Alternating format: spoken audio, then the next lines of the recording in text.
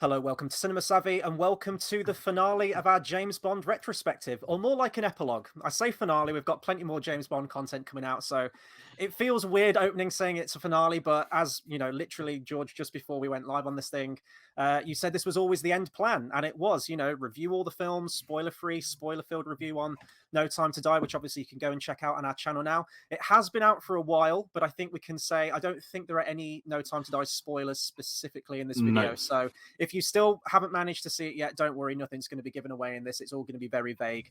And yeah, this was always going to be like the cap off point. So stick around to the end of the video because we will be going through the schedule of all the upcoming James Bond content that we have coming out. We might squeeze some more in along the way as well. But this is our ranking of our top 10 James Bond films. And I say our, but really this is a collaborative thing.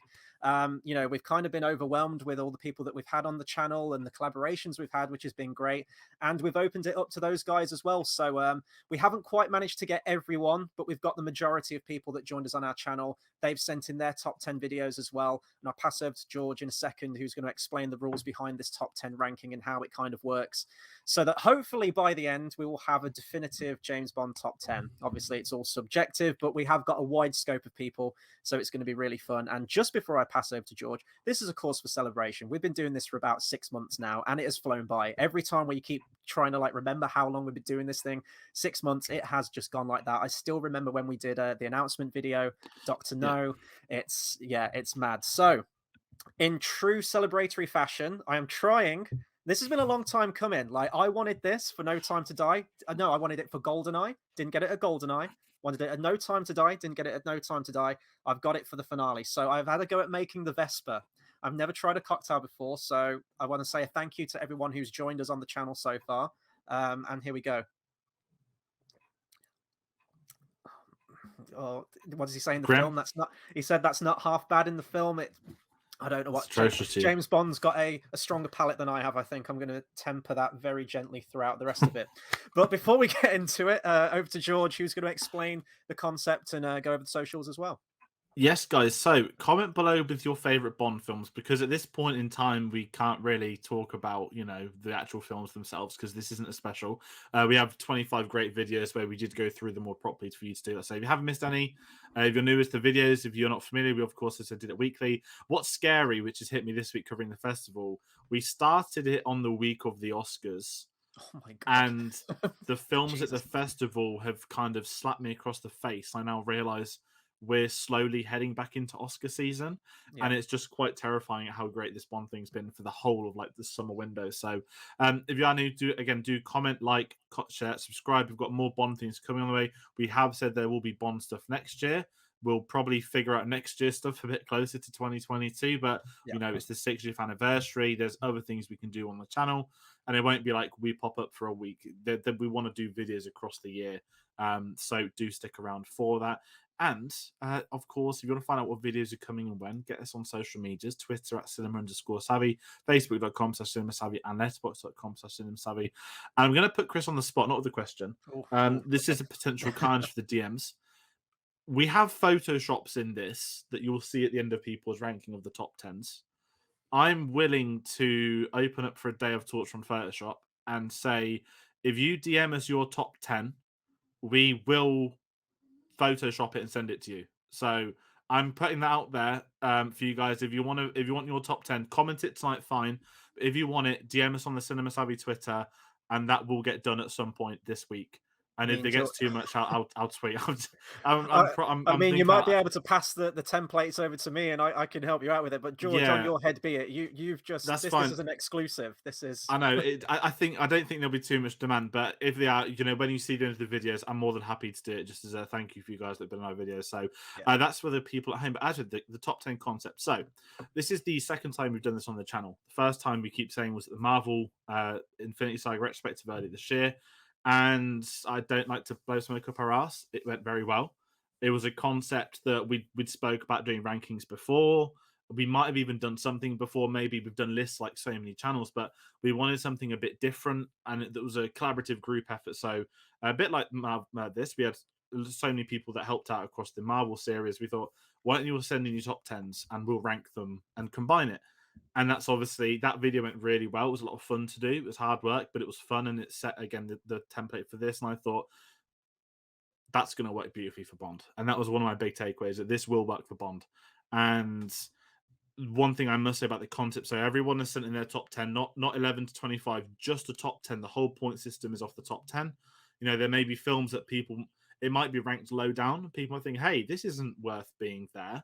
And you'll say, well, is it in everyone's top 10s though? So that is the currency. The top 10 is the currency for the point system. And the point system itself is following Formula One, which Chris begrudgingly I know doesn't know much of, so I'm not going to take the piss. But if you know F1, you'll know the F1 point scoring system.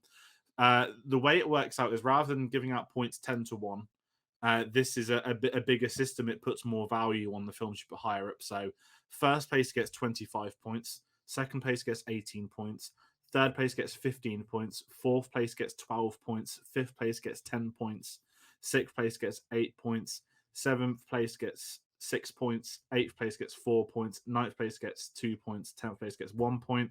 And I'm more than willing to admit that was solidified in my head after doing the Marvel one. So you'll see that on the video. So don't try and remember it all now. You'll see at the end of each video, the Photoshop will have the points next to it. So I guess that's the best way of explaining. And when it's all said and done, again, we've got 9 people that have sent in videos. We'll be playing all of these. You'll have me and Chris introing, outroing them. They'll come up on the screen.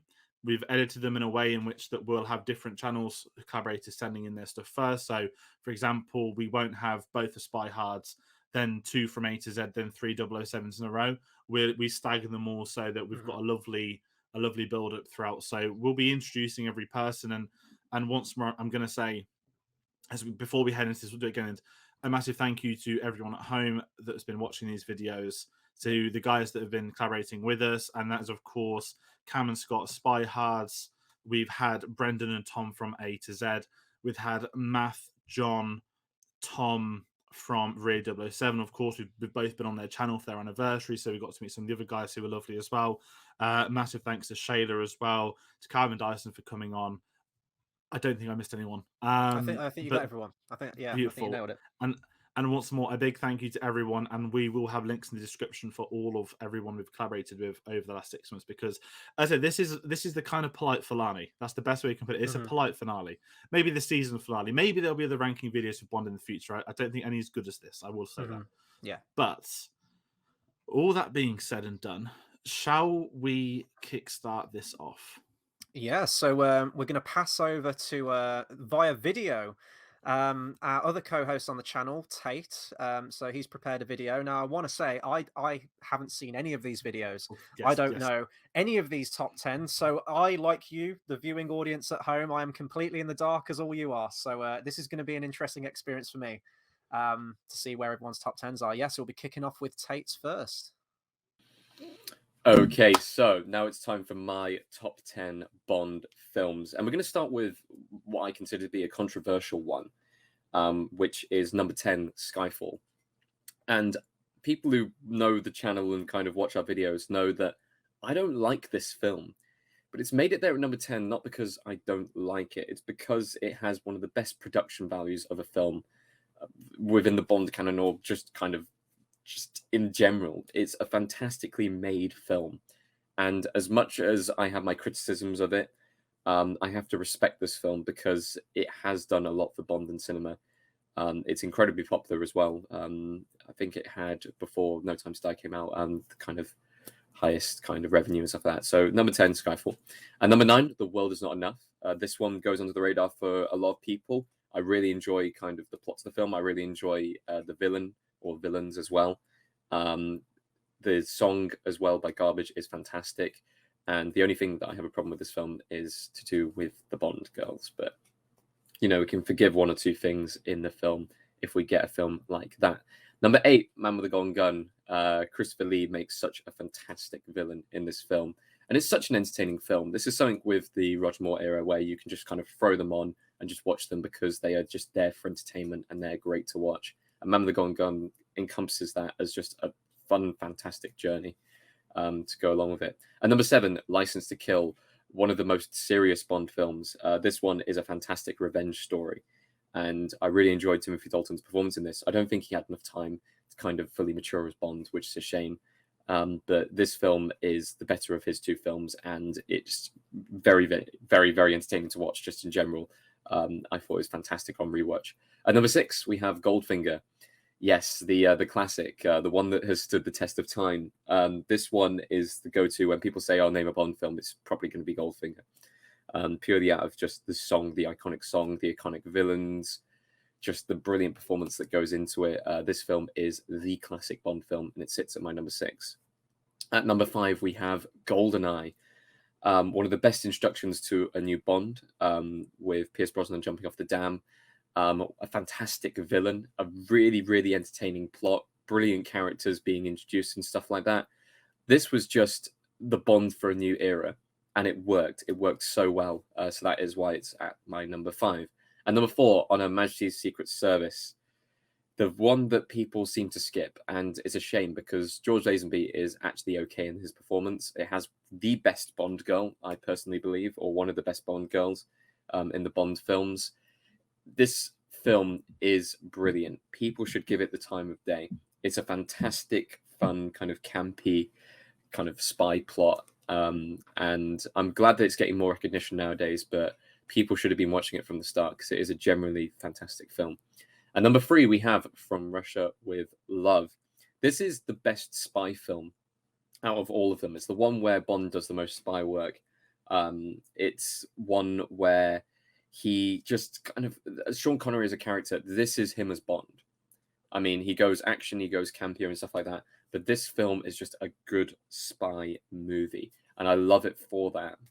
At number 2, we have The Spy Who Loved Me. This was my favorite Bond film as a kid. And it has stood the test of time with me. It's just fantastic on rewatch. I was glued to the screen. With some of the other Bond films, I was kind of watching it and then I'd be on my phone for a bit and stuff like that.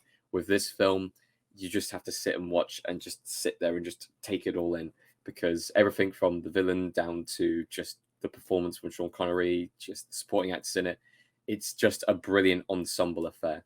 And at number 1 of my favorite Bond films of all time, my top 10, it has to be Casino Royale. This was the Bond film that basically I grew up with in the end. It was one of the first that I saw in cinema, and it just stuck with me. It is just a fantastic Bond song, fantastic Bond girl, fantastic villain, fantastic performance as Bond. It has absolutely everything. It has the action, has the drama, has the spy work. Just, it's a film where you can respect it for being a Bond film, and you can also respect it for being a film. And that's what you really want when you go and watch a Bond film. You want that kind of balance between the two. And this one did it absolutely perfectly. So that is my top 10.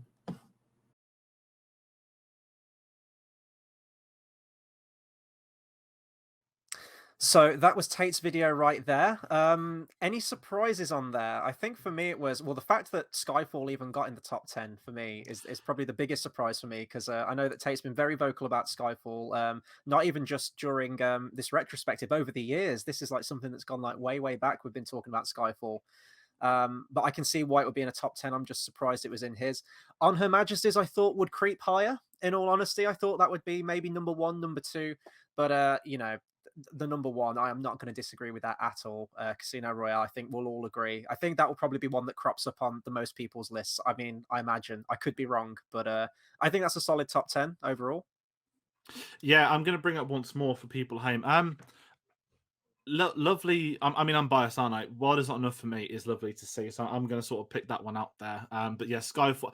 I mean, Skyfall is more so obviously the discussions the three of us have had over the 6 years. I mean, until the last 2 months, me being the only one on the channel that liked it, I'm just going to say that. So, yes, I love seeing the ones. I'm very biased at that, but solid top 10. Kicking it off with Tate, obviously one of the main 3 on the channel. We've got to open up one of our own. I don't know if that sounds horrible or not, but yeah. And next up, obviously we have our first contributor from Really 007, and we are going to go over to Math's top 10 now. So I've been asked to do my top 10 James Bond films, which is incredibly difficult, but I've come up with a list. I don't know if I agree with it myself. So at number 10, I've got John Glenn's First, For Your Eyes Only. This was a really down-to-earth film that had to come after the excesses of Moonraker, although I absolutely love Moonraker for that matter. But this is a brilliant film with some great set pieces, the brilliant car chase, the ski chase, bobsleighs, and then the really tense finale up the mountain. Roger gives a great performance, showing us things he's not shown us before, and has great chemistry with a really strong Bond woman in Melina Havelock. At number 9, I've gone for Thunderball. This isn't a film that gets an awful lot of love amongst Bond fandom, but I think the underwater scenes, whilst I understand why some people might think that they are long and boring, I think that's an incredible achievement that they managed to film so much of it underwater and make, have these action set pieces underwater. Outside of that, it's a great film, and you get the ultimate femme fatale in Fiona Volpe. Number 8, you get the first James Bond film, which is just fabulous. Sean owns it from the very first minute. It's a brilliant detective story. It's escapism. It's an exotic location, a brilliant villain, and I think Dr. No set the franchise up so perfectly. At number 7, I've gone for the most emotional Bond film, which includes the most recent Bond film as well, and that is On Her Majesty's Secret Service. George Lazenby gives a really, really strong performance, which I'm not sure Sean could have done that same emotional performance. His chemistry with Diana Rigg is phenomenal, and as well as a great Bond adventure, you get this wonderful love story which ends in tragedy. The music by John Barry is out of this world, and he should have swept the Oscars. At number 6, I've gone for what many see as the classic Bond film, the one which sets so much emotion, which is Goldfinger. Sean is on fantastic form. You get all the elements that people love. You get the villain, you get the end set piece in Fort Knox, you get one of the most recognisable and memorable henchmen in Oddjob. You get it all. It's a wonderful, wonderful adventure film. At number 5, I've gone for A View to a Kill. Now, many people think that Roger Moore was over the hill by this one, but I adore this film. I think it's got some great humour, but it's got some really dark moments. It's got brilliant set pieces, the Eiffel Tower, the car chase in Paris, and of course the Golden Gate Bridge fight. You get Mayday as one of the best ever henchmen or henchwomen, and you get Max Zorin, one of the all-time great villains. At number 4, I've gone for GoldenEye, which was the first Bond film I saw at the cinema. I almost didn't know that you could see James Bond films at the cinema, and this really was an incredible spectacle, brilliantly directed by Martin Campbell. It was exactly what the franchise had needed after a 6-year break. Pierce Brosnan gives a fantastic debut, and this film it does it all. At number 3, I've gone for The Living Daylights, Timothy Dalton's debut, which from the opening brilliant set piece in Gibraltar sets the tone. He owns the role. He is a fantastic Fleming James Bond, and I think this also features the best ever henchman in Necros. Number 2, I've gone for Octopussy. I think this film has brilliant bits of light and brilliant bits of dark. You have lighter bits, all over the place with animal noises and whatnot, and some really exciting set pieces. The train, the plane at the end, but you also get these darker bits, and in particular, the death of VJ, a henchman who we've grown to love, and he gets a really touching send-off, not overdone, but brilliant. And you also get Maud Adams, who is perfectly cast as Octopussy, who has fantastic chemistry with Roger, and it's just an overall really, really pleasing adventure film. And then finally, I've gone for number 1. I've gone for what we love at Really 007, Licence to Kill. It's a revenge film. It's set in a very late 80s kind of period of time, but it's such a good film, and Timothy Dalton shows a really, really emotional and personal Bond, but without bashing you over the head with it. It's not overdone. He's a physical threat, but he has this raw emotion that he carries through the film, and he really carries the film. And but he's surrounded by a brilliant supporting cast, amongst which you've got Pam Bouvier, Kerry Lowell as one of my favourite ever Bond women. She can handle herself.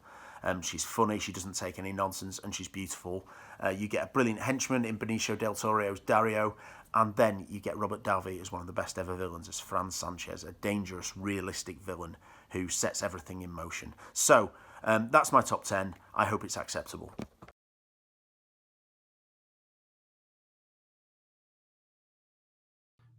That is a solid top 10 right there. I'm actually surprised to see Octopussy so high. Not surprised in a bad way. That is all good for me that Octopussy is as high as it is. And of course, License to Kill getting some love. And View to a Kill as well. I think it's a good mix of, like the objectively best Bond films and then also the ones that you enjoy the most. And so I think Math's list right there, very, very strong, even with For Your Eyes Only in there as well.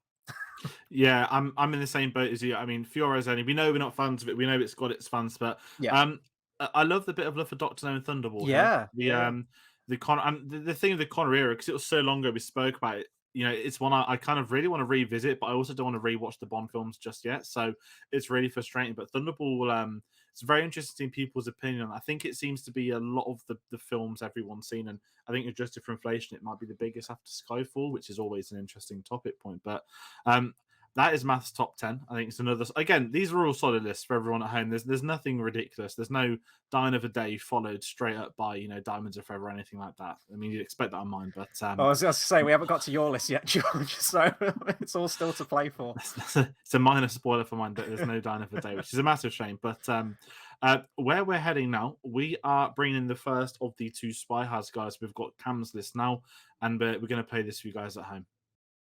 Hey there, Cinema Savvy. Cam from Spy Hards here with my top 10 all-time Bond list. Number 10, Octopussy. I wanted to get License to Kill on, but you need some crazy on the list. This is the most fun, crazy Bond with some great action. You've got like 6 memorable villains, Maud Adams, great location. I love this movie. Number 9, Skyfall, the Dark Knight of James Bond films. By design, but I think it actually delivers on that front, and Silva is incredible. Plus Roger Deakins cinematography. Poof. Number 8, Thunderball. You got jetpacks, you got sharks, you got Fiona Volpe. What more do you want? Largo could be a better villain for sure, but I don't care. This movie's a lot of fun. The underwater footage is a lot more immersive in theaters, I'll say too. Number 7, From Russia with Love, the ultimate Hitchcockian Bond film. Don't know if we'll ever get another one like it, but I am more than happy with this one. I just am so drawn into the intrigue of this story. Fantastic. Number 6, Dr. No. I rank this one, I think, higher than a lot of other people. I just love the vibe of it, the locations. I love Joseph Wiseman as Dr. No. Plus, just scenes like Bond sitting in that hotel room waiting to snipe Dent with his silenced pistol. Oh, incredible Bond stuff. Number 5, The Spy Who Loved Me, the ultimate comic books, James Bond film. I love the fact that there are sharks once again, plus Jaws, and a villain that wants to live under the sea. This one is just pure entertainment, I think. Number 4, GoldenEye, just such a slick thriller. Pierce Brosnan in top form right out of the gate. You've got Xenia, you got 006, you've got Natalia. So many great characters in this movie, and just they're all working in service of a script that's just cracking. I love this one. Number 3, Goldfinger. It's kind of like the Raiders of the Lost Ark of James Bond films, where it's just machine tooled to perfection. It just delivers everything you could want in a Bond film very efficiently. Plus, Odd Job and Goldfinger and Pussy Galore, just pure icons across the board. Number 2, On Her Majesty's Secret Service. I don't think there'd be any argument this would be number 1 if Sean Connery had been in it. I like Lazenby a lot, but he's no Sean Connery. Diana Rigg, though, is next level, and I get sucked into the romantic story of this as well as the crazy Blofeld hypnosis plot every time. Beautiful looking movie as well.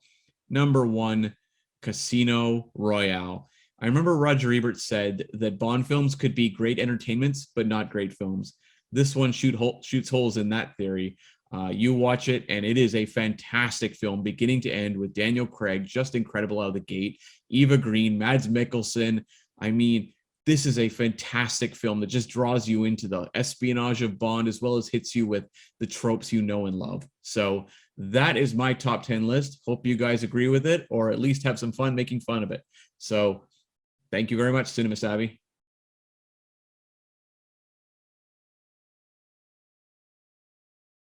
I mean, there's a lot of love on there for like the old school Sean Connery ones, which is pretty badass. Dr. No again, the second list in a row now that's got Dr. No in there. The OG From Russia with Love as well, getting, no pun intended, love across the board as well. And Thunderball as well, which is really surprising to me. But I think that's a solid list right there, and I think Cam nailed it.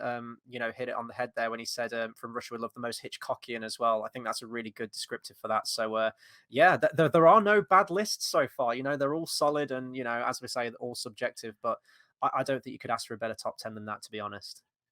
Absolutely, and it's what you said. I love the fact that not just Skyfall's been there, but you've managed to squeeze an Octopussy as well. That it's in 10th place, as you said, it's the one that's a bit fun, and it does have its fans. And that I don't think anyone hides from that. I think it's a film that's probably peered upon worse from people outside the Bond community than those in it, maybe. But it's I think has that been in.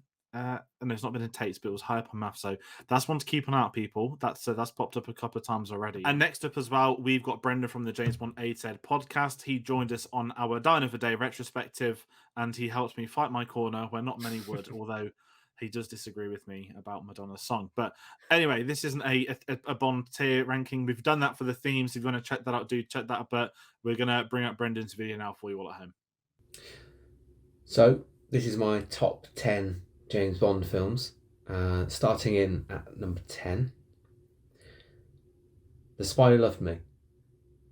For me personally, it's the only spoilers of the list that's coming ahead, but it's the only Roger Moore that is in my top 10, and it's fun, it's paced really well, it's Roger Moore at the top of his game as Bond, and so that's why it's number 10 for me.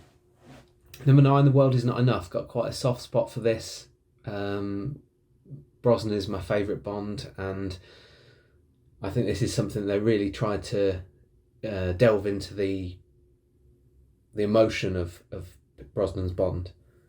Don't get me wrong, it's not a perfect film, but I really enjoy watching it, and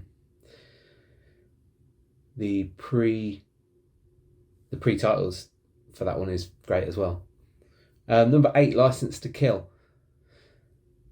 We discussed this on the podcast, but I'm really starting to appreciate Timothy Dalton's Bond, and License to Kill, for me, what I like is it moves away from the classic Bond pattern that we've gotten used to. In this, he's quite rogue, and he's also making the groundwork, laying that groundwork for Daniel Craig's Bond in the future. Speaking of Daniel Craig's Bond, number 7, Skyfall. I think it's fantastic. It's got a great soundtrack, great theme song. The villain is excellent, probably one of the best for me, one of the most terrifying. And just that whole travelling up to Skyfall with M, the emotion, the loss.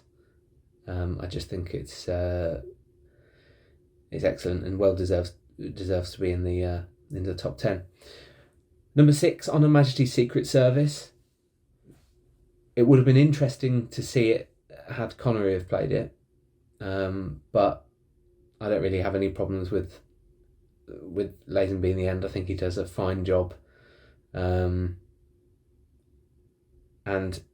it's a really interesting sort of one location, if you like, Bond film. Obviously you've got the heartbreak at the end, but you do get a sense that this is the only time where, well, one of the only times where the Bond woman is strong and makes a great connection with Bond, and that's all down to the talents of Diana Rigg. In at number 5, Casino Royale. If you're going to reboot a franchise that's aging pretty badly and people think it needs to change direction, then this is the way to do it. Right from that opening black and white scene, and then Chris Cornell's fantastic theme song, you know that you're in for a great time, and it moves along at a decent pace as well. It's got some great set pieces, and considering it's a film about a card game, they did a really good job. Number 4, this is where it gets difficult now. Number 4, I'm going for Dr. No, and I think they really started off with a bang. We talked about this on the podcast as well, about how we didn't. We thought this was the groundwork for them building up to getting, nailing everything. But to be fair, right off the bat, they picked the right actor. Connery is absolutely fantastic in this. He is Bond from the get-go. There's no sort of finding his feet. The man is Bond. It's got some iconic scenes in it, and it's simple. It's simple but effective. Number 3 is GoldenEye, and this is probably one of the first I saw. Again, such a big gap from Dalton to Brosnan. They got 6 years, and they needed to come back with something that modernised Bond, made it relevant for the 90s, basically. And again, Brosnan, he doesn't need to get it. Same as Connery with Dr. No. Brosnan, he's Bond as soon as you see him. There's the opening is absolutely excellent. Visually great when he jumped off the dam. Excellent. And the whole story with 006, played wonderfully by Sean Bean. Yeah, I'd watch that anytime. Number 2. Now this is slower paced, but what I consider a proper espionage, From Russia with Love. There are some great characters in this, and the scene on the train is absolutely fantastic. There's that tension between the two, and Bond getting one up on Red Grant because of the wine choice, and then you've got the fight on the train as well. Simple story again, but you've got some really interesting characters on the sidelines that I really like the character of Kerim Bey as well. And then number 1 is Goldfinger, and not only is it the perfect Bond film, but it's as close as you're going to get to a perfect film. The script, the music, the theme song, the story, it all comes together. All the ingredients for a Bond film are Goldfinger. And you get the sense that that's something they've been striving for ever since. And it's something that I don't think they've ever hit. I think they perfected a Bond film in 1964 with Goldfinger.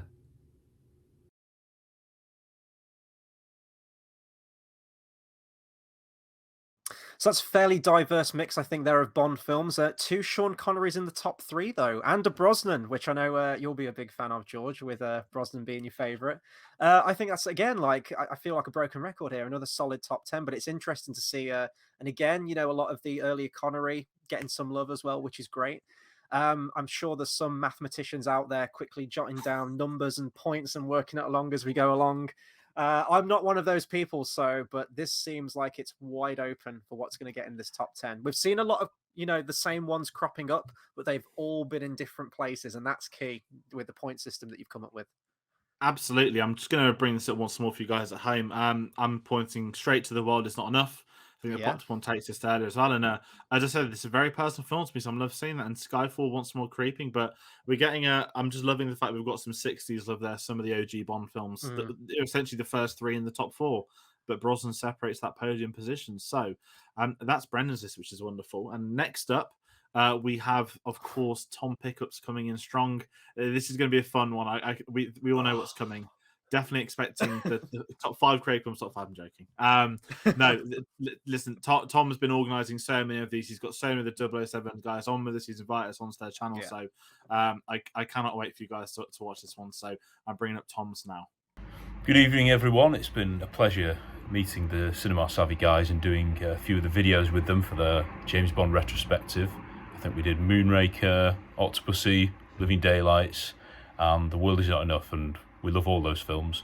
But for my own personal top 10, And this is a very, very loose top 10 because I can't choose, and I love them all pretty much. Not all of them, but I like all of them, and there's greats in each one of them. But I've had to decide on a top 10, so here we goes. We interviewed John Glenn, and I have to say all 5 of the films he directed are in my top 10, which is probably of no surprise to any of you who bother to listen to me. So in at 10, though, is a film that gets very little love from the James Bond community. I thought growing up it would have been one of the most popular Bond films. It certainly was one of ours that we watched on rotation, and James, our elder brother, it's still his favourite. It's The Man with the Golden Gun. And we did a review with Stephen Carty probably just around Christmas time, last Christmas. So do listen to that. I just think it's one of the most entertaining films I've ever seen. I know it's a very silly film in many respects. I know that J.W. Pepper's Marmite with some people, I think it's hilarious. I love all the Kung Fu stuff, Wizard. I know you're not really a fan of that. I love it. I love all the stuff with Scaramanga. I think he's one of the best, probably the top 3 villains of all time in the series. So then we go on to number 9. I've got For Your Eyes Only, and that's really grown on me thinking about it the last year or so. Even though it's I put it on the lowest of the John Glenn films, it could easily be as higher up as the other ones, because personally I think the direction is superb.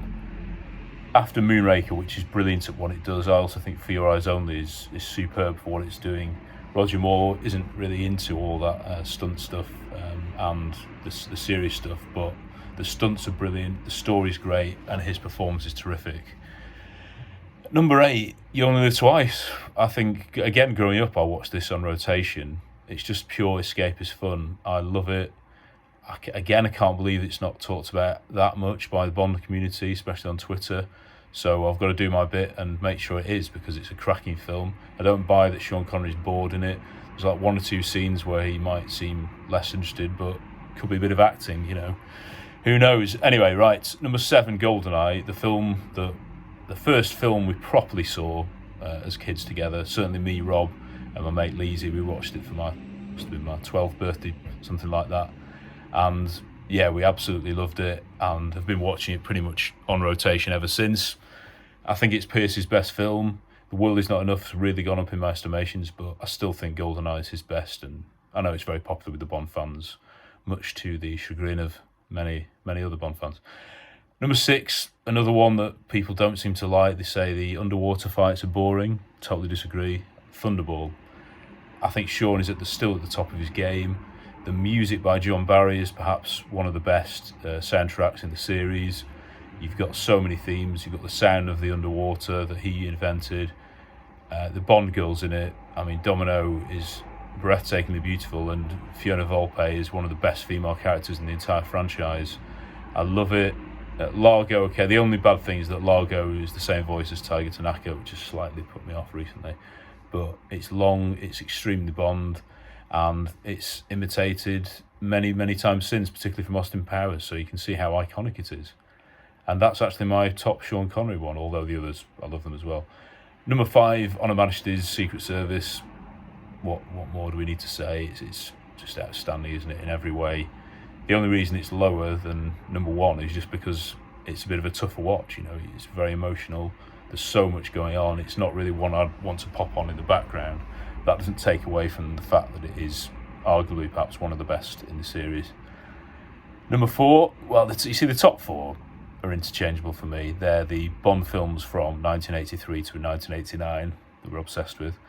So I've gone number 1, License to Kill, number 2, A View to a Kill, number 3, Living Daylights, and number 4, Octopussy. But those are all interchangeable. They're all my top 4. That will never change as far as I'm aware. Timothy Dalton we're absolutely obsessed with. We all know that. I think he's superb, and I think his films have humour as well as the gritty, serious stuff. And John Glenn knew exactly how to marry the two. And he did that, to be fair, in Octopussy and A View to a Kill. Obviously, the clickbait stuff sees them as silly films still, but they're not. They are serious spy thrillers with a bit of silliness thrown in. So you've got, in Octopussy, you've got some brilliant Cold War stuff. We all know the clown is very serious and it's perfectly directed and brilliant. But also, A View to a Kill, I think, along with Sanchez and Scaramanga, they're the three best villains, I think, in the series, and I think it's just incredible. The locations, the music in all of these films is astonishing. Even Michael Kamen's score in License to Kill is amazing. Again, I put License to Kill above Living Daylights only just because, I don't know, perhaps there's more going on in terms of the story, but I love them both equally in different ways. Having been to Vienna and these places, and some of the San Francisco, sadly not India yet, but yeah, I'm just obsessed with going to wherever Bond goes. And peak Roger is probably the latter. You know, the Octopus is probably, I think, his best performance as Bond. I think he gets it, and they play to his strengths. And likewise in License to Kill, we would have loved to have seen a third Dalton one. Sadly, we didn't get it, but we can always dream about that, and we've got two brilliant films. So yeah, I'm hoping you guys have put these films pretty high as well, but always I think it's going to have to be License to Kill number one.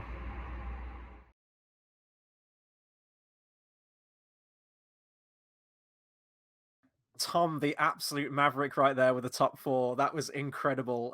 Release date order, subsequent releases. I knew that Dalton was going to get in there somewhere, but fear not, License to Kill will return on many lists, I hope. Certainly on mine somewhere. I'm not going to say whereabouts it is. It's definitely a biased top 10, I would say, to a certain era, but I ain't going to complain. I'm all about the 80s, so the more 80s Bond films in the top 10, absolutely fine with me as far as I'm concerned. Absolutely, and I just have to pinpoint once more that we have A View to a Kill coming second on someone's list, and it's Max Zorin. we love it on the channel, and once more, a bit of Man of the Golden Gun love. I think Tate had it earlier on, and it is lovely to see the other films, and that's the beauty of Bond, is you've got different eras, different people, and we haven't got a single list that varies the same, which is also the beauty of doing a ranking video. I think this different to so many others. But following on from Tom, we are heading over to bring up Shayla's top 10, who joined us in our Casino Royale video. And once more, we'll apologise for not getting Shayla on for a Brosnan video. But yes, this is still great, of course, from the Sweet Time show as well. These are my top 10 favorite James Bond films. At number 10, I've got Tomorrow Never Dies. This is just one of those Bond films that ticks all the boxes for me. It gives me everything I'm looking for in a Bond film. It's got the action, it's got the villain, it's got a good Bond girl. I love Pierce Brosnan in this movie. I love his performance. It's just one of those films that I think is getting more and more relevant as well, which is cool to see. And it's just, it's one of those films I'll just throw on to escape. So it's a perfect Bond film for me. At number 9, I've got Dr. No, the original. Without Dr. No, we would have no James Bond as we know it if the film wouldn't have worked out. But luckily it did, and we have this beautiful slow burn spy thriller. I love Sean Connery's performance in it. I love the locations. I wish I could go swimming with those waterfalls. It just looks amazing. And I just think it's a really special film. At number 8, we've got The World Is Not Enough. I think this is one of the most underrated in all of the series. I think it's getting better with age. I love the themes that were explored. I think Sophie Marceau is incredible as Elektra. I love that it's a little bit darker. I love that she's a female Bond villain, and we haven't had another female Bond villain since. I hope that I hope we see some more down the line. I love Brosnan's darker take on Bond. And I think it's such a good film, and I think it's going to just keep getting better and better, and I hope more and more people recognize how good it is. At number 7, I've got The Spy Who Loved Me. This one's just Roger Taman at its finest. He really hits his stride.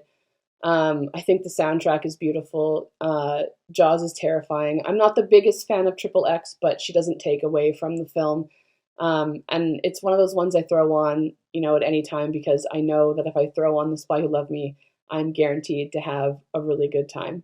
At number 6, I've got Casino Royale. This is one that I throw on less, but I can't deny that it's an incredible film. It's just not one, I don't feel like it's like escapist fun, so it's not one that I watch a lot. But but still, it's amazing, and it's got my favorite theme song of all time. I don't know that they're ever going to top "You Know My Name" by Chris Cornell, because I just think that Chris was the perfect choice for a theme song, and Mads Mikkelsen, of course, as Le Chiffre. He is one of my favorite villains. At number 5, I've got The Living Daylights. I wasn't a big fan of this one when I first got into Bond. I'm not really sure why. I don't know why it didn't click, but I'm really happy it did now. And now I can't see it ever falling out of my top 5. I love Necros. I love Timothy Dalton's take on the character. I love the action. It's got my favorite car. I love that Bond is a little bit more monogamous. Well, I shouldn't say a little bit. He's a lot more monogamous. And I think their romance is so sweet.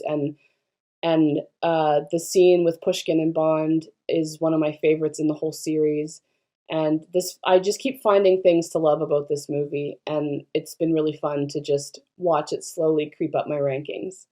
At number 4, I've got Live and Let Die.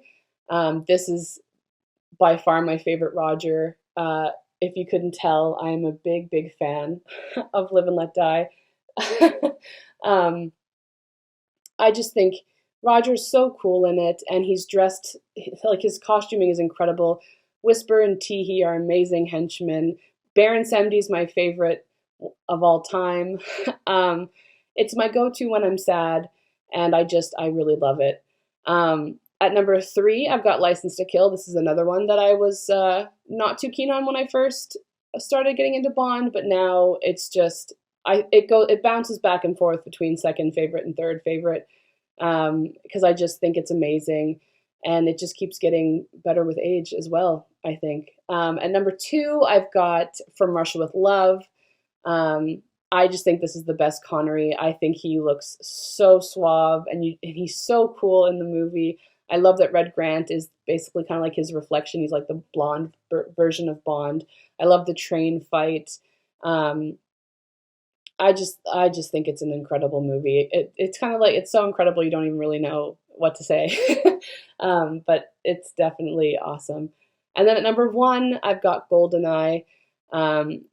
This one has, Xenia Onatopp. She's my favorite female henchman of all time. I just think she is so much fun. Natalia is an incredible Bond girl. Pierce is looking suave and so cool in his debut. And I love seeing, a 00 agent versus an ex-00 agent. The scene at the end with the fight is just so incredible and so visceral,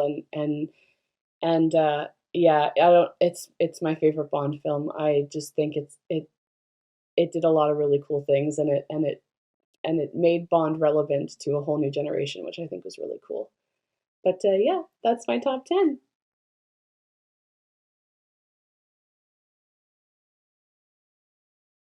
I'm loving the similar poses right there of Sean Connery in number 2 and Brosnan in number 1, and Brosnan's first number 1 out of all these top 10 so far.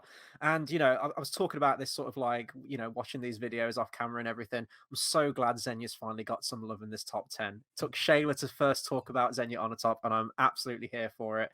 I think that's a solid top 10. Tomorrow Never Dies as well, first on the lists, and indeed Live and Let Die as well, really high up on the list too. So there's a lot of style in that film, so it's nice to see that film get some love, because I think the first two, Man with the Golden Gun, often kind of get overlooked. Everyone goes straight to The Spy Who Loved Me. I think that's a good mix right there. I'm mentally crossing off Bond films that haven't been mentioned yet, and we're finally getting mentioned. So I think that's really cool. And 3 of the 4 Brosnan films in the list right there.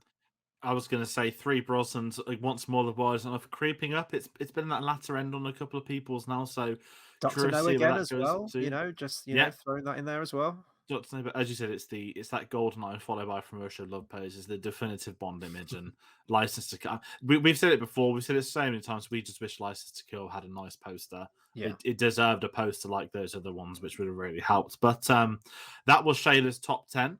And next up, we have Scott from Spy Hard, who's joined us, and I think Man with the Golden Gun. We had them on License to Kill, which was their lovely, thanks so much for coming on a film we didn't like. You've got it all at your own will, and he picked License to Kill. And then, of course, our GoldenEye one, which had the very, very iconic opening intro from Scott headbutting through the can. So I'm hoping for something in this one as well, but no pressure, Scott. No worries. So let's see if he's got any tricks up his sleeve.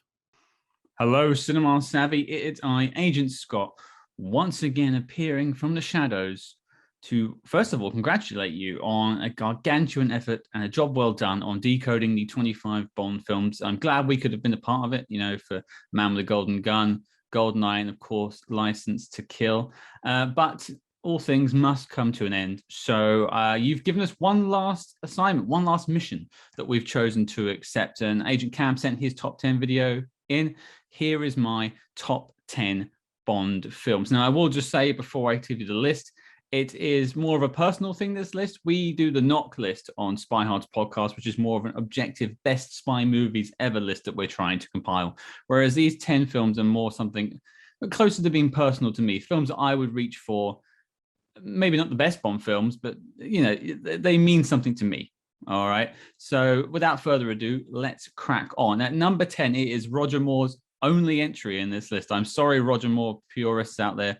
He's not for me, but it is for your eyes only. It's Roger's probably most serious apart from Live and Let Die. And I like the balance that he runs in this film. But yeah, I'm sure I'll get a lot of hate mail, but yeah, Roger Moore never tops the bill for me, unfortunately. But I'm glad at least one made it into the top 10. But moving on from there, number 9, Tomorrow Never Dies. This is my rainy day James Bond film. I mean, I could make jokes about Elliot Carver all day long, but let's just say ultimately it's delicious. Yeah, that was pretty bad. I'm sorry. Number 8, we have the film that started it all, Dr. No. I think it's hard to find fault in this film. I think it set a lot of things up for what was, came afterwards. I just think that it's missing a few elements to maybe push it up that list. But I think it's a very good film altogether. Then on from there, we have Timothy Dalton's only entry with License to Kill. We joined you for that one, of course. A personal favorite of mine. It's that sort of, Miami Vice film. It's the 80s cop film. A little horror elements involved. And I quite enjoy it. I think the performances are really strong. And I like the hard edge to Bond. Moving on from there, we have number 6. Maybe one that divides opinion, but Skyfall comes in number 6 for me. I think it was one of those, lightning in a bottle moments here in the UK with the Olympics. It just had a very British moment when this film came around. And it was one I saw in the cinema quite a few times and still enjoy popping on. I think the Adele song is fantastic, one of my favorite Bond tunes. Top 5 now. And at number 5, you might be surprised to find it is GoldenEye, another one we joined you for, actually. Quite a personal favorite. It's the film that brought me into James Bond, with the game and the film itself. And I, have a trouble finding fault with it. Maybe, ultimately, it's got great villains and it's a great first appearance by Pierce Brosnan. But number 4, another Goldfinger. And I think this is the film that every other film seems to base itself off of, and for good reason, because it's fantastic. There's maybe a few tweaks you can maybe make to it, but there's one scene in particular. But I think Goldfinger, it moves so effortlessly, and we had a really good time revisiting ourselves towards the beginning of this year. But top 3 now. On Her Majesty's Secret Service at number 3, a film that's still getting referenced today if you pay attention during No Time to Die, not just in the soundtrack, but lots of other things, and for good reason. I think it's a terrific film. Peter Hunt's first time directing, and he does a very good job of it. And I think Lazenby, despite some critics, I think he is quite a good Bond, and I think he has a very good film around him, which I think maybe elevates it a little bit. But some of those action scenes and some of the visual, like the shots, the vistas of Piz Gloria, fantastic. Top 2 now. Speaking of an almost perfect film, From Russia with Love. Yeah, I love my Hitchcock films, and it's hard to beat a good Hitchcock film that's also a Bond film, and this happens to be one of them. That train fight is fantastic. It's only the second Bond film, and they're already hitting out the park like this. No wonder it's number 2, but I'm sure you've all guessed what number 1 is, and I'm sure it's probably number 1 for most people, and that is Casino Royale. It's one of those films that goes beyond being a good Bond film, and it's just a great film. I'm sure you could show it to anyone who just appreciates film, maybe hasn't seen a Bond film before, and that'll be the one they latch onto as the one that's just the most accessible, the most enjoyable, and maybe the most current at the same time. I know there's been 4 films since, but it just feels so lively even now when you watch it. But that's my top 10, guys. I'll read them back to you. We have For Your Eyes Only at 10, Tomorrow Never Dies at 9, Dr. No at 8, License to Kill at 7, Skyfall at 6, GoldenEye at 5, Goldfinger at 4, On the Majesty's Secret Service at 3, From Russia with Love at 2, and at number 1, Casino Royale. Now, before I sign off, I do have a quick question. I still have a surplus of Perrier cans. Does anyone need to buy them? No? Oh, well, again, thanks for having us, guys, and we'll see you among the shadows.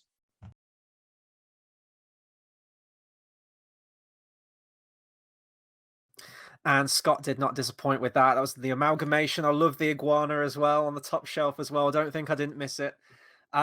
Again, another solid top 10. And I was actually saying to you, George, as we were watching that video, I'm very surprised that Skyfall hasn't cropped up a few more times, especially towards that sort of like mid to higher list. It is a Bond film that is so highly regarded, and we haven't really seen it crop up all that much on the list so far. Maybe that could change. We've still got another few to go after this, but that was sort of like a big surprise for me. That kind of jolted me awake, like, oh yeah, Skyfall, But look at that top 3. I mean, that was just what a solid top 3 right there. Look at that, like arguably like the pinnacle.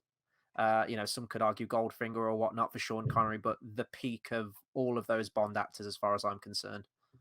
Definitely, and as well, we got a little bit more love for Tomorrow Never Dies, which was a lovely surprise, and we got the edit card with Delicious quote as well, which is a GIF used a lot by Spy Hard as well. So it is one of those, and they have reviewed that, so do check that on their channel. But following on from Scott, next up we have, it's so bad I almost keep introducing, because obviously John Kell, but his Twitter name's License to Kell. You just have to keep bringing that because it's the best use of probably any Bond username on Twitter. But we're heading over to see where John's got that on along his list. Hi, Cinema Savvy. It's John from the Really 007 podcast, and I'm going to rank my top 10 Bond films. So at number 10, I have got Octopussy. Octopussy for me is Roger Moore's best film, and it's Roger Moore's best performance. What I love about Octopussy is the absolute perfect divide between the first half is a complete caper set in India, you've got all the Roger Mooreisms, and the second half is a really tense Cold War thriller. And this doesn't clash. It's just a brilliant, brilliant film. Number 9, I've got Skyfall. Skyfall, the experience I had in the cinema was just sensational. And yes, whilst there may be plot holes that people can pick up on and all the rest, it is an amazing piece of entertainment. It's got the best villain in the Craig era with Javier Bardem. And I think it portrays a time where we were proud to be British. It's a real proud to be British film, and I love that about it. Number 8, I've got Goldfinger. Goldfinger is the most iconic James Bond film, and I think sometimes it plays to its detriment because I think everybody can contrast it to everything since. But Goldfinger, what a villain. The start of a megalomaniac villain with a crazy plot. The henchman in Oddjob. What a score by John Barry. The car. We see the DB5. The pre-title sequence, that is an amazing sequence that basically sets us up for the rest of the franchise. And we need to celebrate Goldfinger as one of the best films going. But number 7, I have got From Russia with Love. Because whilst I think Goldfinger, Sean Connery performs amazingly as a movie star, and From Russia with Love, we have the best portrayal of Bond. From Russia with Love is about Spectre. It's at Spectre is his best. It's an espionage thriller. It's amazing to watch. It's perfectly shot. It's just a brilliant film. And obviously, my main man, Robert Shaw, Red Grant from Bolton. That's what we're talking about. Number 6, controversial one, but I've got The World Is Not Enough. I do have personal ties to this film, but I think that actually it's a very, very underrated film as it is. Elektra King is the most ambitious and complex written character in the whole of the series, and Sophie Marceau does a phenomenal job.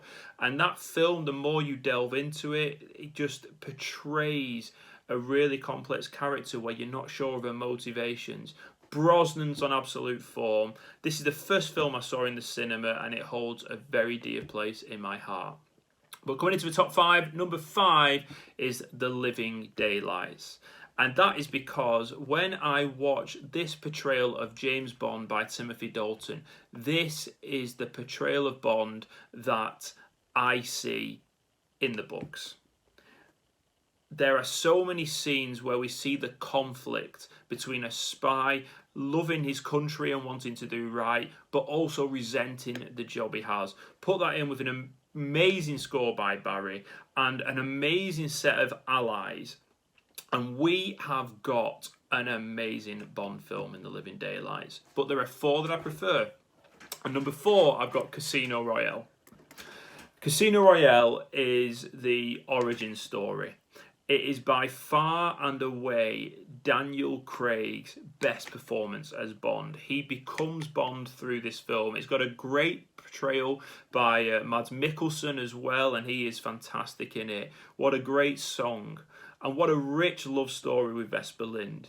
And you see the character development throughout this film. Daniel Craig is Bond by the end of this film. But at number 3, I've got Martin Campbell's other film, GoldenEye. What a piece of entertainment. Pierce Brosnan is on absolute fire. We have got the best set of villains in any Bond film with Boris, Xenia, Alec Trevelyan and Oromov, who is chronically underrated. What a great set of villains. But what makes this film so good for me is the dialogue. This is the best dialogue in the whole of Bond. Every character is quotable and memorable, and that is a really tough thing to do. GoldenEye, what a superb film. But at number 2, and it was very difficult between 1 and 2, but for number 2, I have got On Her Majesty's Secret Service. This film is sheer perfection. This is the best score in the whole series, bar none. This is the best Bond girl in the series, bar none. Diana Rigg is incredible. And the emotion you feel when she dies is testament to the performance that she's given. The ski scenes are the best scenes in the whole of Bond for me. George Lazenby gives a cracking performance. What a piece of cinema. And it is so great that people are now realising just how amazing that film is. But my number 1 James Bond film, one of my favourite Bond films, but one of my favourite films of all time, no surprise at all, is Licence to Kill. We have got the best Bond as Timothy Dalton. We've got an amazing performance. We've got the best motivation in Felix's death. We've got the best villain in Sanchez. We've got the best director in the series in John Glenn. We've got an array of quality side characters. We have got a perfect film here. This film from start to finish is Bond on a revenge mission in the way that it should be. Licence to Kill is the perfect Bond and perfect film. And thank you, John Glenn, for that amazing film. Thanks for listening to my rankings, and I'll see you soon.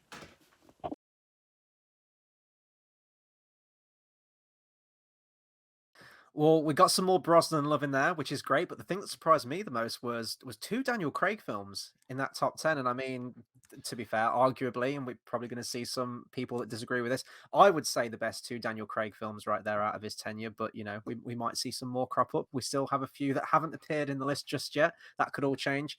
But yeah, another quality top list. And you know what? I'm never going to complain with Licence to Kill being in a top 10 anywhere. So yeah, another solid list. I think we could have predicted it was going to go that way just from the name, right? We were talking about it. The best Twitter name in existence. It's fantastic. Definitely. And I'm just going to quickly once more do a shout out to The World Is Not Enough. It's getting some more love, which is always lovely to see. And Octopussy again, creeping on at the end there. It's hanging on. It's in that latter half, but I'm with you, mate. The Skyfall stuff is very interesting. But this leads us on to the final person that isn't me or you. This is, of course, Tom Butler from James Bond A to Z. Obviously, was the very first person we collaborated with all the way back to On Her Majesty's Secret Service with that amazing poster, which we now know Daniel Craig complimented him on, which was a sign to tell of what that film would link to, I guess we can also add. But I'm just going to play Tom's video now. Hi guys, it's Tom Butler from the James Bond A to Z podcast here. Thank you so much for inviting me to do a top 10 James Bond films for your ranking video. And again, thank you for having me on to talk about some of the films during your retrospective that you've just gone through. It's a real thrill to be to just join you guys and talk about James Bond. So without further ado, here's my top 10. In at number 10, No Time to Die. Wasn't sure whether to include this or not, but upon multiple viewings and thinking long and hard, I've put it in at number 10. Could go up, could go down, but at the moment I think it's a brilliant, bold, brave James Bond film that really, just changes what we expect from a James Bond film forever. So for that reason, it's at number 10. At number 9, I've gone with Skyfall, another Daniel Craig film, his third one. This is a film I loved just from the moment I saw it. I think it's another, bar-raising James Bond film that really set the 50th anniversary off. So it's at number 9. At number 8, I've gone with the OG James Bond film, Dr. No. Sean Connery's debut, of course. It's an iconic James Bond film. It's packed with iconic moments, from the introduction of Bond to Honey Rider coming out of the sea to the villain. Just it has everything. So Dr. No, it ranks very highly for me. At number 7, we've gone with. At number 7, I've gone with Casino Royale, Daniel Craig's reboot of the series. This really just re-energized the franchise when it needed it the most. It redefined what we expect from a James Bond film. It's gritty, it's tough, had a fantastic plot, just had everything you needed. All the elements of a James Bond film just repackaged for the 21st century in the sort of post 9/11 era. At number 6, I've gone with License to Kill. This is a James Bond film that just gets better with every watch for me. Ahead of its time, Timothy Dalton just delivers a Bond film that just looks and feels like no other James Bond film. Again, it's bold, it's gritty, it's Fleming driven, and for that reason, I've put it at number 6. Talking of Fleming, in at number 5 is From Russia with Love, which I consider to be Ian Fleming's best James Bond book. This is a gripping film from start to finish, has all the hallmarks of a great James Bond film, and it transcends Bond, in fact, to be a fantastic spy film all round. So for that reason, I've gone with From Russia with Love at number 5. Then at number 4, I've gone with The Spy Who Loved Me. For me, this is the quintessential 1970s James Bond film. Roger Moore's finest hour. It has everything you want from a James Bond film. Fantastic car, fantastic villains, fantastic gadgets, globe-trotting, it's exotic. They really threw everything at it, and this really is, the one that hits the formula for me. At number 3, we've gone with On Her Majesty's Secret Service, George Lazenby's only James Bond film. It's unlike any other James Bond film, and it's bold, it's emotional, it's beautiful to look at, incredible settings, incredible score. Everyone just really upped their game on this movie, and it's really improves with age like a fine wine. So number 3, On Her Majesty's Secret Service. And number 2, I've gone with Goldfinger, Sean Connery's third James Bond film, for all the reasons that it's topped lists for ever since it was released. It's got everything you want from a James Bond film. It's the first one that really nailed all the elements that you want. It's fast paced. It's got a great plot. It's got a great villain. Connery is absolutely loving his time as Bond in this film, and of course introduces the Aston Martin DB5, a cornerstone of the series ever since. So, without further ado, my number 1 James Bond film, and this is down to personally a matter of taste rather than quality. I've gone with GoldenEye, Pierce Brosnan's first James Bond film. For me, this is the most important Bond reboot we ever had. It came 6 years after License to Kill, and it really just set Bond up for the 90s and beyond. I've watched this film more times than I care to think. It was the first one I ever saw at the cinema, and for that reason, I think it's in my number 1 spot. So number 1, GoldenEye. Thank you so much again for letting me take part in this. I really appreciate you inviting us on to take part in your retrospectives as well. I look forward to hearing what everyone else chooses for their top 10. Till next time.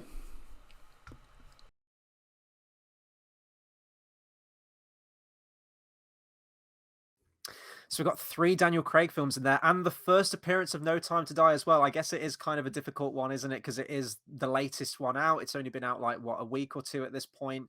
So it is still very fresh, but it's nice to see it, cropping up on one of the lists there, and as well as Skyfall and Casino Royale is there. But that top 3 again, it always comes down to the top 3, isn't it? I think that's a really mixed list. I think that's one of the most diverse lists we've had so far. But yeah, very much love for Craig right there, which is always great. Definitely, and as well as we said, we'll bring it once more for you guys at home. But as Chris said, all 6 series, the first film, the last film. I guess we can say on now it's to find out, and it's a very interesting one. Is it going to be the last time No Time to Die pops up? Who knows? Because that rounds off everybody that sent in videos. This isn't the end of it, of course. There is myself and you have each done a top 10, and as this video has progressed, we've said, Chris doesn't know the scores, he doesn't know who is where, he doesn't know my top 10 as well. But I know his because I saw the photoshops. And without further ado, Chris, I'm going to hand over to you and now put you in the driving seat for a countdown of your top 10.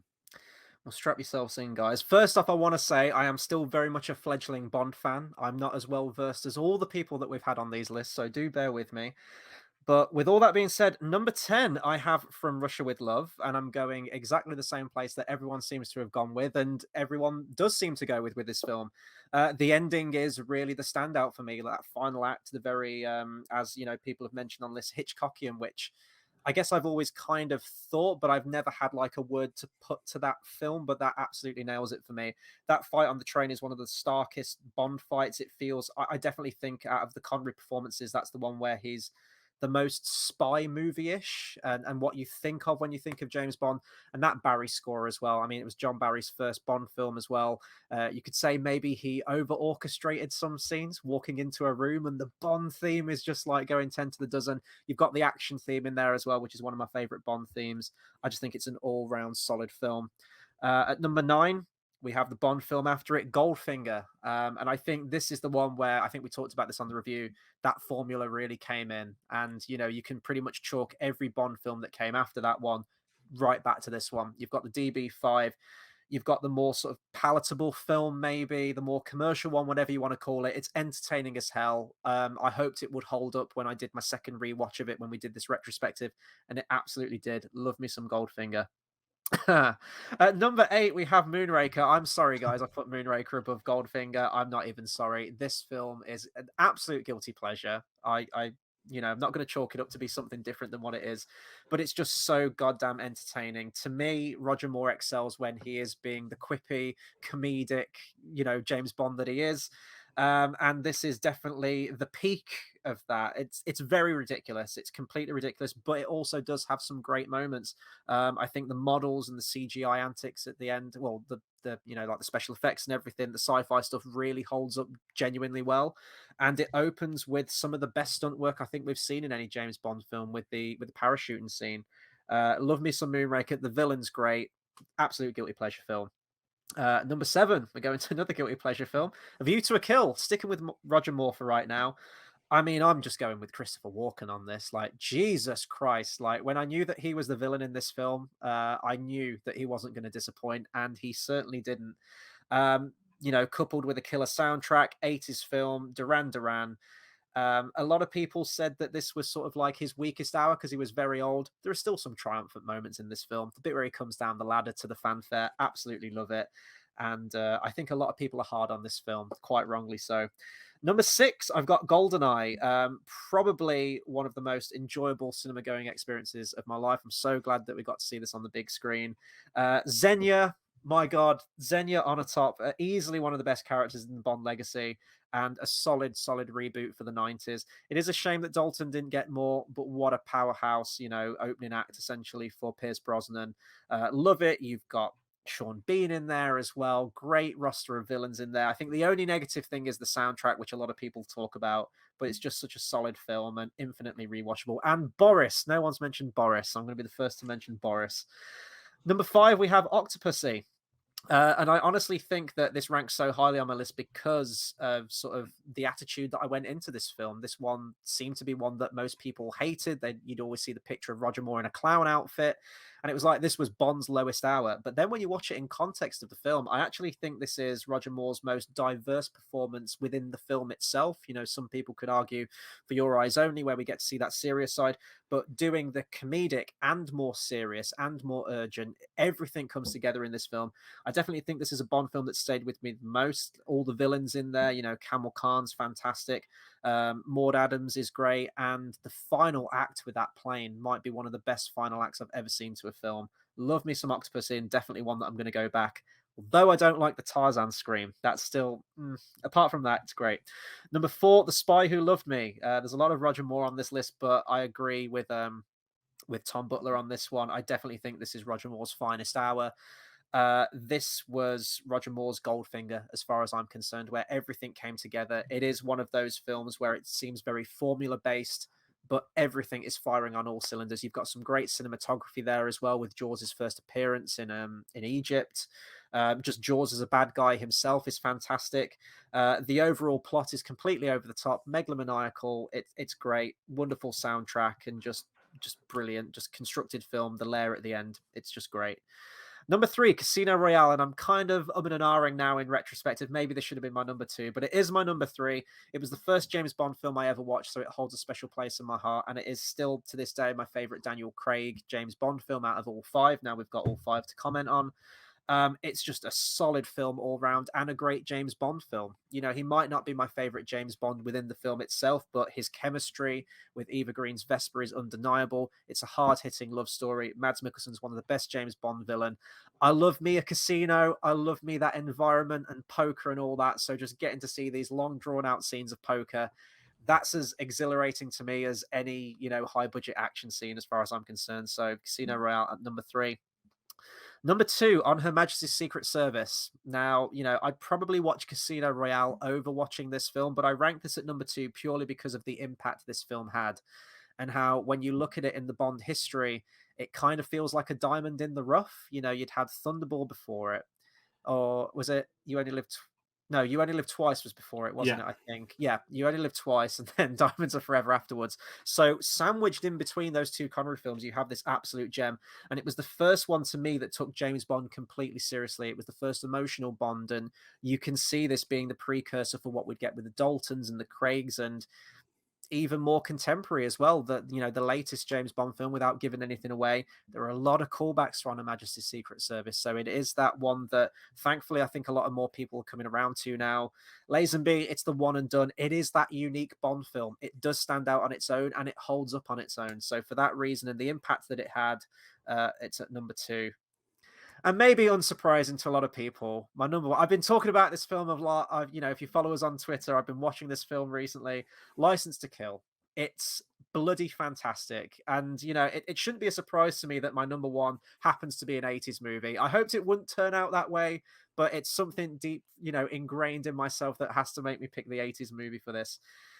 This is just like a hard-boiled 80s action film with James Bond in it, and I'm absolutely fine with it. And again, you know, the impact of On Her Majesty's, I love the callbacks to that as well. It's a very deep personal revenge story. It's hard hitting. It's the highest rated Bond film as well, and I think it's justifiably so. I think it has to go that far. It gave audiences something we hadn't seen with James Bond before, and I do think it's bold, and you know, I hope it is one that a lot of people are coming around to. Judging by these top 10 lists, it seems that way. Phenomenal soundtrack. Gladys Knight, Patti LaBelle, Dirty Love in the nightclub, even that even the characters, Pam Bouvier, my favorite side character, probably in any film really, Professor Joe Butcher. I just love absolutely everything about this film. Sanchez is probably the most terrifying Bond villain we've ever had, like the most realistic. You know, there are people out there in the world that exist like that. You've got Dario, just everything. And to me, although I can't say he's my favorite Bond just because he only made 2 films, this is my favorite Bond performance out of all 25 films, is Timothy Dalton in this film. And that ending, the ending in the pool, and then Why Don't You Ask Me, and that song kicks in. Oh, chef's kiss. One of the best endings to a film I've ever seen. Number 1 is License to Kill, and I stand by that. I'm very happy with that being my number 1. No, absolutely. So what I'm going to do, I've already got this made in advance. We have Chris's Photoshop on the screen for you guys at home. that want to have a look now. I can't really critique you because you're in front of me, but I don't think I'm too surprised by anything. Even Moonraker, to be fair, and I think that's more down to how when we spoke about Moonraker, the fun you had with it, it's not that big an issue for me seeing that on the list, and I'm glad it's there somewhere. You know, there's only a couple of films that haven't been on anyone's list so far, and it's nice to get, as you said, that one get that ticked off. But no, it's a very interesting one. I can't really do the whole back and forth thing because that's your list. So I guess without further ado, that awkwardly goes to my top 10 ranking now, which is I think me and you both been doing this. I know I've been ranking these. So when we started to rewatch, I had a list from you a couple of years ago.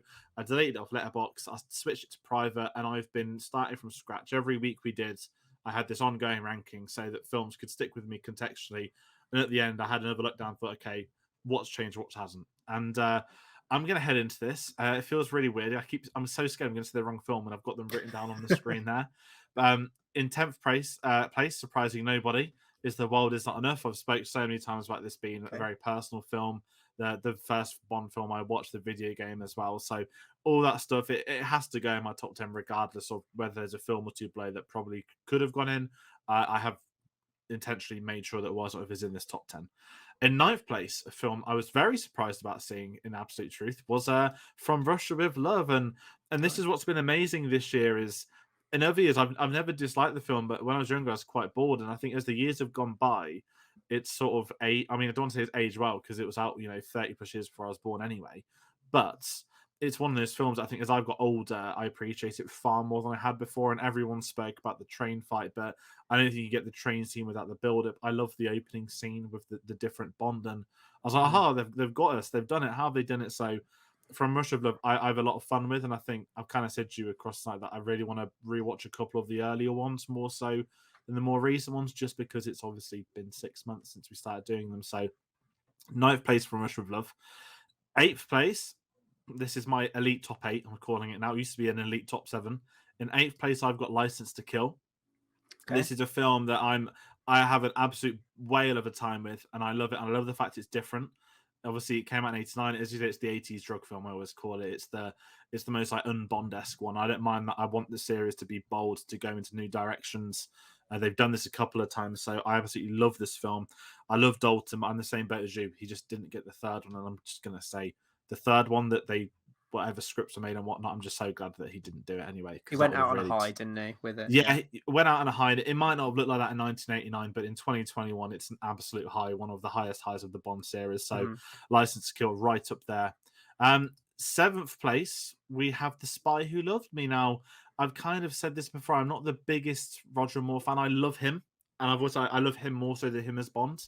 And I know that they are essentially the same thing, but I struggle with a lot of his films, and I know he's got his fans, so I don't want them to get too upset. But this is one I just had a lot of fun with. It was really good to revisit it. It's higher on the list now than it had been in the past, and I just had this incredible respect for it because it did pave the way for the more traditional blockbuster to follow after, for them to go for the big megalomaniac bold points that the film after did a better villain version of it. So Spy Who Loved Me, absolutely love it, and it's got the Lotus Esprit. And the controversial one is Hide Behind the Bricks. Number 6, I Have No Time to Die. Not where I thought you were going to go. No, listen, we've spoke 5.5 hours on this across 2 reviews. I'm just going to plug that once more. But to me, this film is going to be another one that is going to age beautifully over the next 10, 20 years. I know that obviously only Thomas put in so far, which I'm fine with. But, the first viewing, I loved it. And I thought, could this break, be in the Elite 7? And I've gone on to see it 3 times now. There's a 4th one planned, and I've just had so much fun at this. And I think this is daring. It's when you're having a film that approaches the end of James Bond, the only time we've had as in an actual, we approach this film with this being a final Bond film for this actor, they just absolutely went for it, and mad respect for them. And obviously, they do reference another film, which I'm going to speak about very shortly, but this is one where I think it's going to age very well. And as I'll say before, one of the bits I don't like is Rami Malek in it, but the rest of it I thought was absolutely superb without giving anything, and super Hans Zimmer as always. And that brings us into the top 5. Top 5th place is On Her Majesty's Secret Service.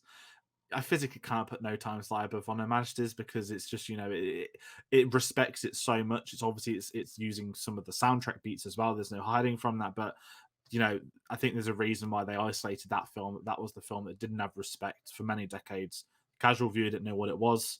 And it's a film that isn't spoken about by those outside of the Bond fans. It's always been the one as, oh, it's the one where the guy did one film. And people assume it's no good because there's one film. But in 1969, the world was not ready for the Bond film we were given. And just incredible performances from Diana Rigg. And the same sort of people's night. I mean, you know, Lazenby never had the chance to grow in the role. If you look at many Bond's first performances, then they're not fully Bond yet. And I just think, you know, I mean, they always blame it on his agent at the time, but in a parallel world, there is a sequel that was Diamonds Are Forever, but with Lazenby's Bond on the revenge mission. So, On Her Majesty's top 5 for me. 4th place, and this one upset me that I demoted it from where it had been previously. A Goldfinger in 4th place. This is, you know, the quintessential Bond film is a term I think has been used tonight as well, but this is Bond. It is the DB5. It is Connery's Bond. Even the iconic silver suit that he wears, I absolutely love. Bringing in Oddjob, bringing in Goldfinger. So much is right with this film. It's so much fun. And some people say it's overrated, which I can understand. And some say it's a bit of a slog to get through now compared to some of the others. I can also understand that, but it's so satisfying as a conclusion when you get to the end of it. It is an incredible film. And without Goldfinger, we may have had James Bond, but we wouldn't have had the James Bond franchise that we have today that has lasted 60 years at the moment. It was superb from all involved. And of course, the definitive Bond film, I would argue. Mm-hmm. And in 3rd place, we have Skyfall, which is this is something I've loved from day one. We did the great video on it as well. I've always been very fond of this. This was actually 4th previously when I did it a couple of years ago.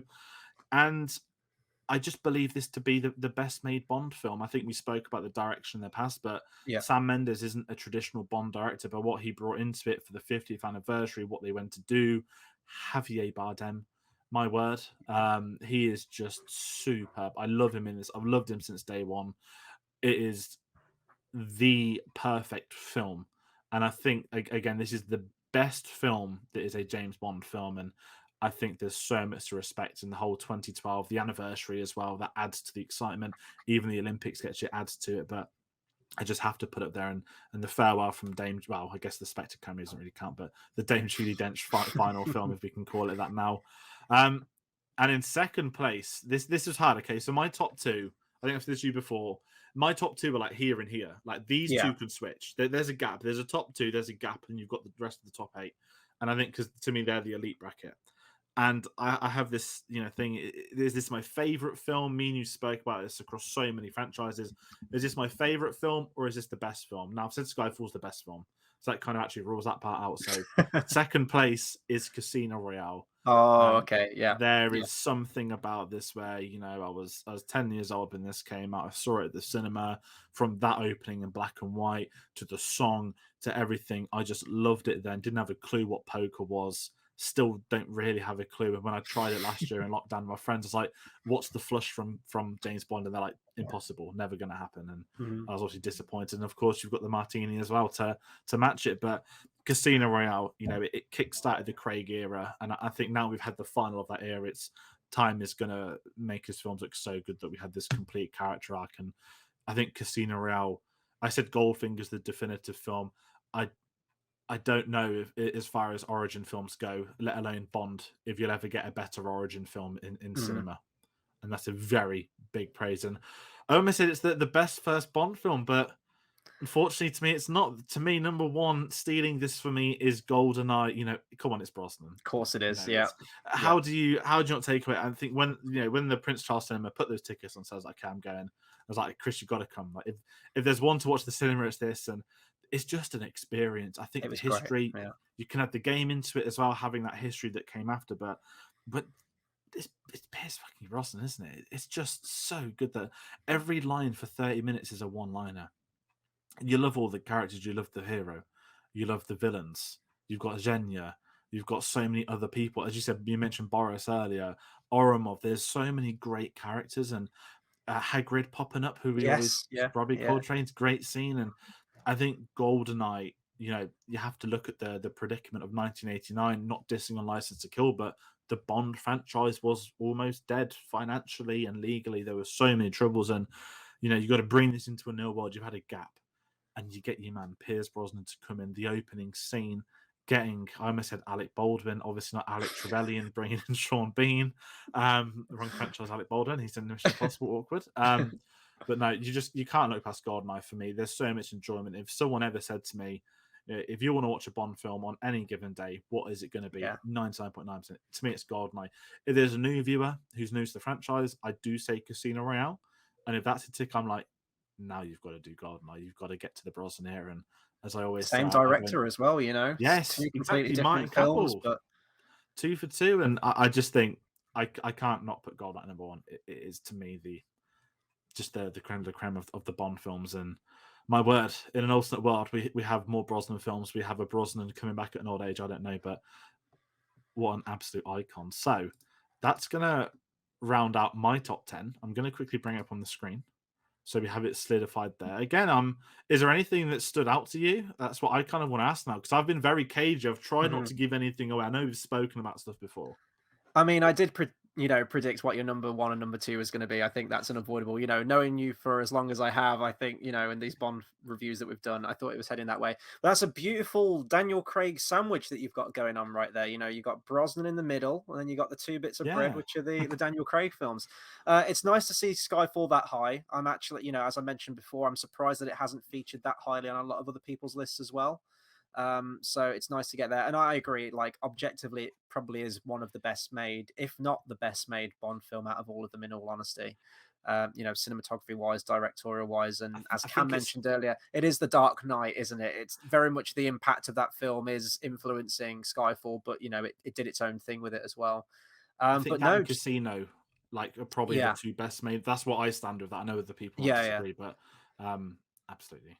Sorry. But GoldenEye is number 1. I mean, come on, I ain't going to disagree with that. That was like one of my favorite days of my life, was going to see that film. Driving down, listening to the music, getting G'd up, ready for it, and the film absolutely delivered. It bowled me over. There were so many things I didn't expect in that film, Xenia on the Top being one of them. But it's just solid. And obviously you've got the nostalgia as well with it, with the video game. I know it's a very personal film to you as well. Was that the first Bond film that you ever watched? Did you mention sort of? Well, there's not enough. Okay, yeah, that makes sense. GoldenEye, I saw it at some point between, I think, Casino Royale and Quantum. When ITV showed them and stuff, it was in the mix, and I was like, "It's Pierce Brosnan again," and it was just like a new Pierce Brosnan film. And Die Another Day didn't make my list, which a lot of people thought, but I'm not that biased to Brosnan. I could have been. But what I want to quickly do, we'll shout out to everyone at home once more before. That's all the top 10s now. We've got 11. So the maximum points available was 275. Not that anyone got format for it to be 1 or 11. That's been very boring, this. But as I said, I'm going to be risque and send in your top 10s, DM it on Twitter, comment it on here, the streams. But if you want a Photoshop made, I'm happy to do it in the style we've done off everybody. And I'll send that over if you DM us. But comment yours, because we're in the end game now to quote another franchise. And comment as well to see if you're as surprised as I am that Die Another Day did not feature anywhere on George's list. I mean, you're the biggest proponent of that film that I know. It's 14th on mine. When I've got the whole, if I did the whole 25, it is 14th, which I think is a lot higher than most would ever put it. The one that missed out was Dr. No. I don't mind saying that. That sat at 11th, the really unfortunate slot of being in 11th place. But yeah, I just, it's hard doing these, because it's like you've got the older ones which you respect and are very well made, and then you've got the ones you're more familiar with, the ones you grew up with. So it's getting the balance right, which I think everybody has done, to be fair. It's looking back at the 11 again, no list has felt the same. Everything has been as different as they could be. So before we get into the countdown, again, once more, a big thank you to everyone that sent these in tonight. We're still going with these. It's been fun to do, fun to listen to everybody's, but we're in the meat. So what's going to happen now? You're going to get the countdown from 19th place to first, because there are a couple of draws. I think it's worth mentioning this. To any films that drew, we've not done a you were higher up X, Y, and Z. It is just a simple draw, and I put the poster, I think, in age order. So if it was an older film, that would be on the left. So it's a draw, it's a draw. There's no technicalities. We're not doing that kind of thing. This is a fun ranking video. But with that in mind, Chris, we'll alternate. So we'll keep going 19th through to first, and I'll kick things off in 19th place. With 0 points. I know you've been keeping an eye out. We have Diamonds Are Forever, Die Another Day, Quantum of Solace, and Spectre. Now, no one's spoken about these, so I don't mind giving a quick word. I'm just going to say I'm not surprised by any of these 4. I will say you did show me this graphic because you mentioned that, a few films had 0 points, so I knew these were going to be bottom of the barrel. It doesn't surprise me at all. I mean, it is a sorry state. It is a sorry bunch of films right there, isn't it? Let's be honest. And either rightly or wrongly so, you could argue 0 points. But yeah, I'm not surprised by that at all, in all honesty. Absolutely. Okay, number 18, we have Tomorrow Never Dies with 3 points. I mean, it did crop up on a few people's lists, but as the point system works, it is number 18. But this doesn't diminish Tomorrow Never Dies, not by a long shot. It's still a solid film, and it is on the board with 3 points right there. Absolutely. And joint in 17th place, we have You Only Live Twice, Moonraker, and For Your Eyes Only. As you said, you got Moonraker on the board. I Tom did. got You Only Live Twice on the board, and For Your Eyes Only popped up in a couple of people's, but also being polite, not surprised. Yeah, and you know what? If I get Moonraker on that list above Tomorrow Never Dies, which was a feat that I never thought was imaginable, all the better for it. Okay, at number 16, we have The Man with the Golden Gun. Again, this point system, man, it just leaves it wide open, doesn't it? Again, a film that cropped up a lot of times. I know it has its fans. We were quite hard on that, I think, on the review when it came round to good old Man with the Golden Gun. There are some good things in there, but it was the sleazy 70s, wasn't it? I think we referred to it at the time. Absolutely. And in 15th place, we have the newest one. Of course, most of this is my fault. Apologies to those that hate it. I'm not apologizing because I love it. No Time to Die. Again, we're doing this list, less than 2 weeks after it's come out. It's not had any time between delays that are longer than its release. So it's one of them that, this was not, we're never doing this again, by the way, guys. This is our definitive channel ranking, but I'd be curious the next couple of years to see the how time appeals towards this film. I think we've all discussed that in the past. I think considering it's so new as well, to get to number 15 as well, it's that's a pretty good deal right there. And number 14, we have Live and Let Die with 12 points. A lot of love. This was quite a late bloomer, I would say, in terms of all these top 10 lists. I thought it was one that might go unmentioned, but there we go, 12 points, number 14. Not too shabby in the grand scheme of things, I think. Definitely. It's one that's popped up, and we haven't spoke about the song tonight, but what an absolute song that film is. And I would also say this may be the best Bond poster, or at least in the top 3. It's definitely up there. Yeah, it's very striking, isn't it? It's got all the elements of the film, which is exactly what you want from it. And in 13th place, we have Thunderball, one that I think it's higher up than I thought it'd be. That's a surprise. Yeah, it is. It is. Yeah, it's got a lot of love, which I'm not against that. This surprise of whoa, Thunderball. A lot of people put it in, and fair play, because it does have its fans, and people do enjoy it. So it is nice to see it. It's number 13 with Sean Connery in short shorts and flip flops as well. I mean, you're probably not going to get that on another Bond poster anytime soon.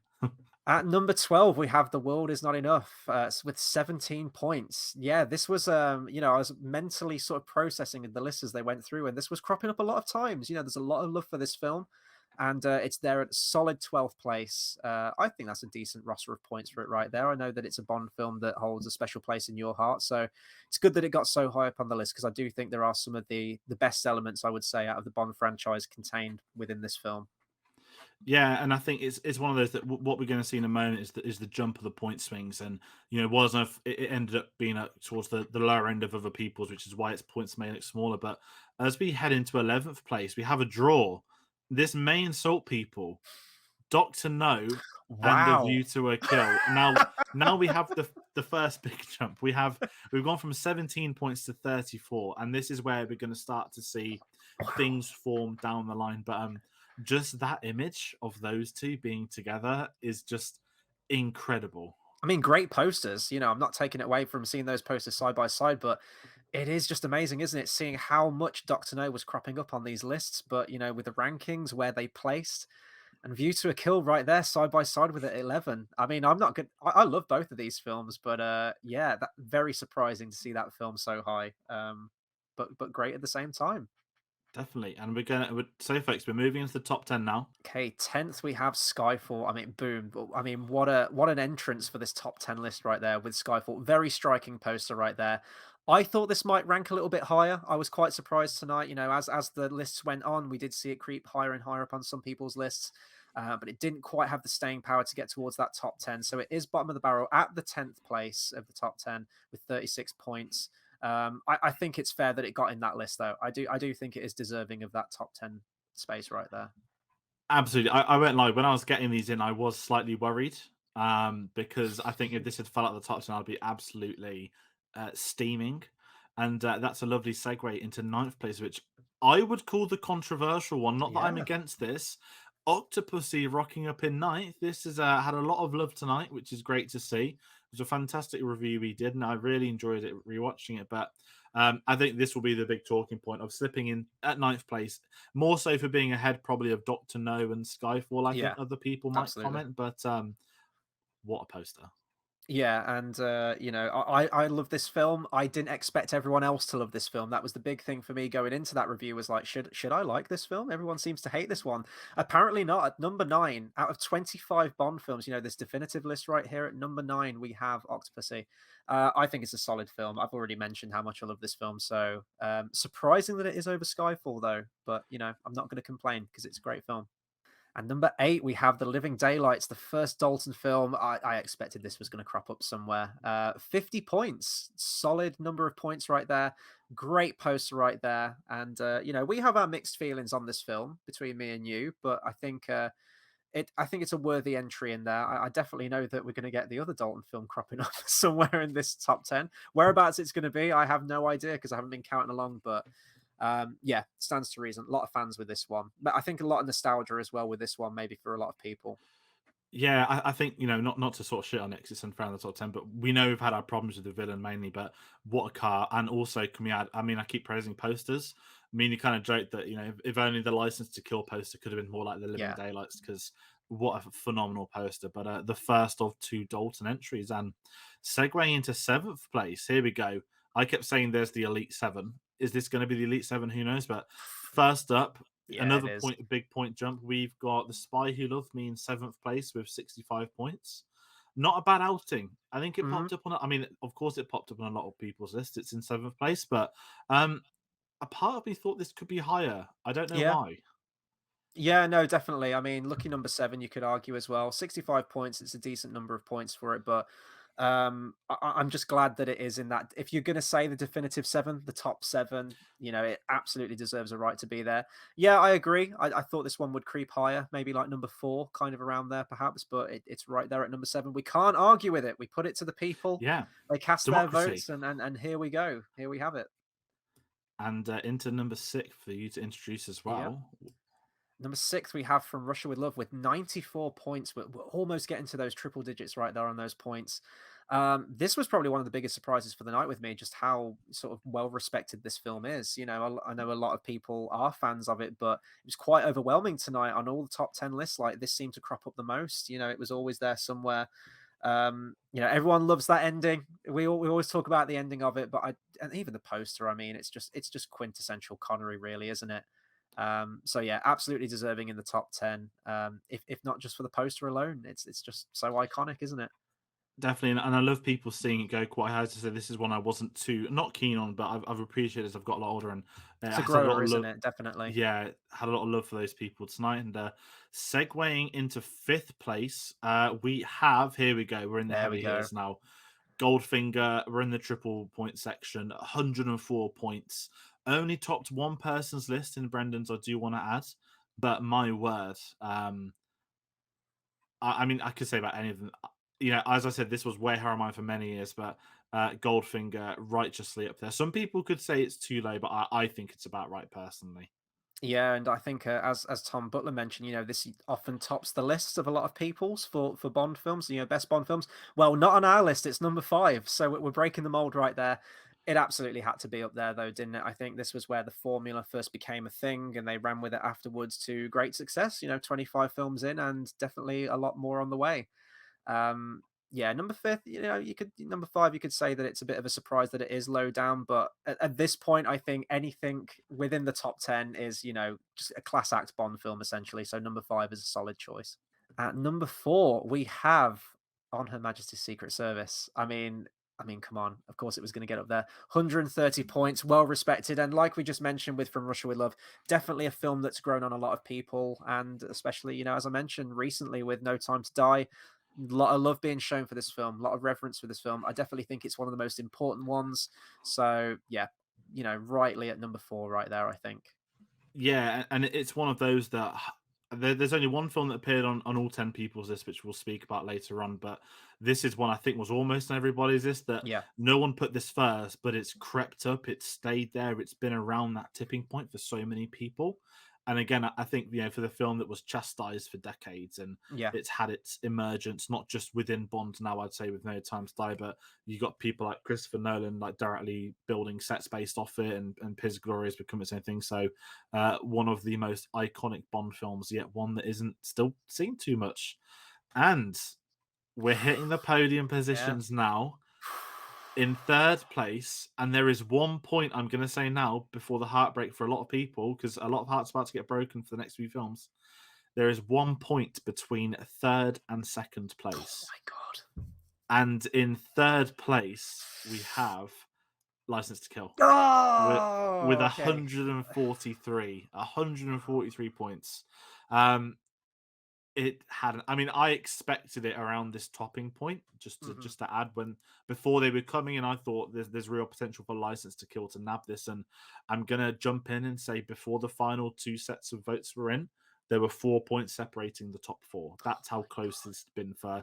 So you can imagine me getting these 10s get sent in and getting excited to see who's going to come next. But you can't go wrong with License to Kill. Again, I'm going to put this out there: the film that almost destroyed James Bond. Is now, yes, there's only 11 people's votes, but how the 30 years have treated this one, like the film before it that came 20 years before it, on Images, time has proven how great this one truly is. I did have a sneaky suspicion this might get number 1 tonight. We've seen it sort of like topping a lot of people's lists or getting very, very high up. I did think this might be the walkaway winner. The fact that it got into the top 3, I'm just happy about, to be honest, because it is a fantastic film. I love it so much. So just to see it in the top 3 is just, that's good enough for me.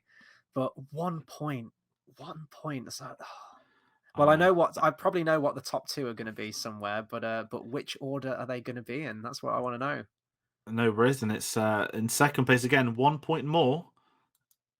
Okay, number 2, we have Casino Royale, 144 points. I think I know what's topping this list right now, and I'm fine with it.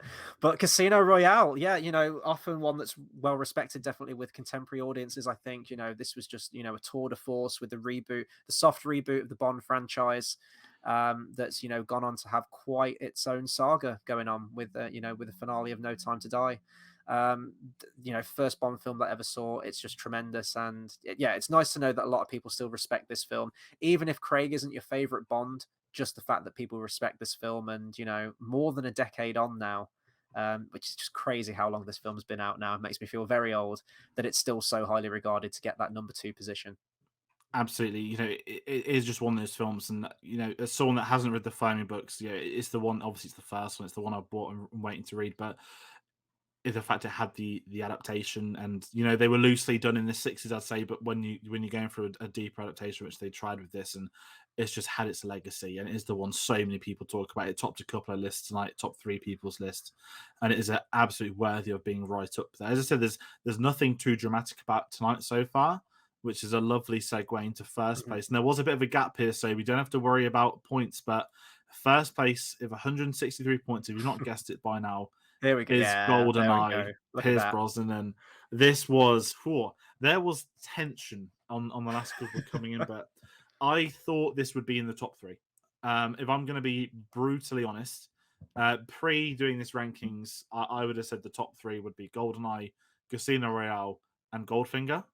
So obviously there's been a couple of switches, but my word, as a Brosnan fan, I'm glad that my points didn't decide this. It was just incredible how tight it was, and I'm talking about a points thing, but it's a winner of our own rankings on the channel, what we've built towards for 6 months, and what a film. Chris, we've got Xenia on the top corner as well. We have, but it's just iconic's a term that could be used in most films on this list, an absolute truth, but GoldenEye is almost like a cultural phenomenon, and I think that was an entry point for so many people, albeit not for me and you, which is also worth adding, but it's just had that legacy, and it's the fact it's over 25 years old now, and not only do they still talk about the film, but the game as well. It's just a deserving winner.